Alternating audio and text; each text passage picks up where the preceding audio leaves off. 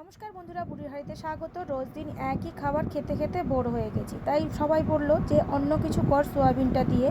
তাই ভাবলাম যে চিতল মাছের মুঠটা তো খেয়েছি, এরকমভাবে সোয়াবিনের মুঠটা কোনোদিনও খাইনি। তাই ভাবলাম সোয়াবিনের মুঠটা তৈরি করি।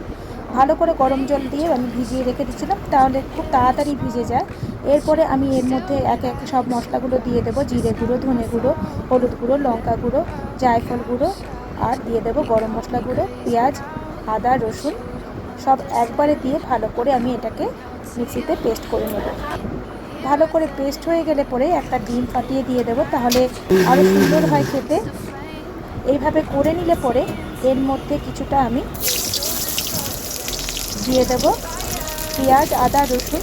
সাদা তেলের মধ্যে খানিকটা নেড়ে চেড়ে কাঁচা লঙ্কা, টমেটো দিয়ে ভালো করে, আর এর মধ্যে দিয়ে দেবো খানিকটা কাজু আর মগজ।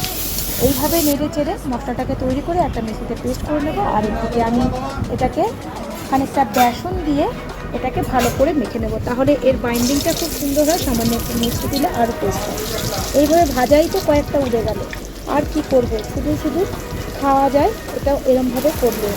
তাই ভালো করে এরমভাবে ভেজে তুলে রাখতে হবে, এবং ওই তেলের মধ্যেই আমি মশলাটাকে পেস্ট করে যেটা নিয়েছিলাম ভেজে, সেই পেস্টটাকে দিয়ে দেবো। আর যে মশলার যে জলটা আছে এইভাবে আমি দিয়ে দেবো।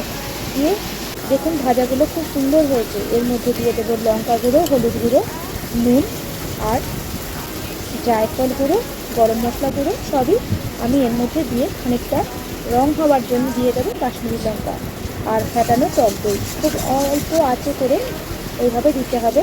সামান্য একটু মিষ্টি দিয়ে দেবো, আর দিয়ে দেবো জল। কোন জলটা দেবো বলুন তো? যেই জলটা আমি সোয়াবিনটাকে ভিজিয়ে রেখেছিলাম, সেই জলটা দিয়ে ভালো করে নেড়ে চেড়ে আমি এটাকে নামিয়ে ফেলবো। সামান্য একটু ফ্রেশ ক্রিম আর ঘি দিয়ে পরিবেশন করুন, খুব সুন্দর হয় খেতে। এইভাবে একবার করে দেখবেন। যারা যারা দেখছেন, ফলো করছেন, অসংখ্য ধন্যবাদ। যারা যারা এখনও ফলো করেননি, চটপট করে ফেলুন। আর ভালো লাগলে অবশ্যই লাইক, কমেন্ট, শেয়ার করুন। আর অবশ্যই কমেন্টের মাধ্যমে জানাবেন যে রেসিপিগুলো কেমন লাগছে আপনাদের। এইভাবে আমি একটা কেটে দেখাচ্ছি, দুর্দান্ত হয়েছিল খেতে, রুটি পরোটার সঙ্গে।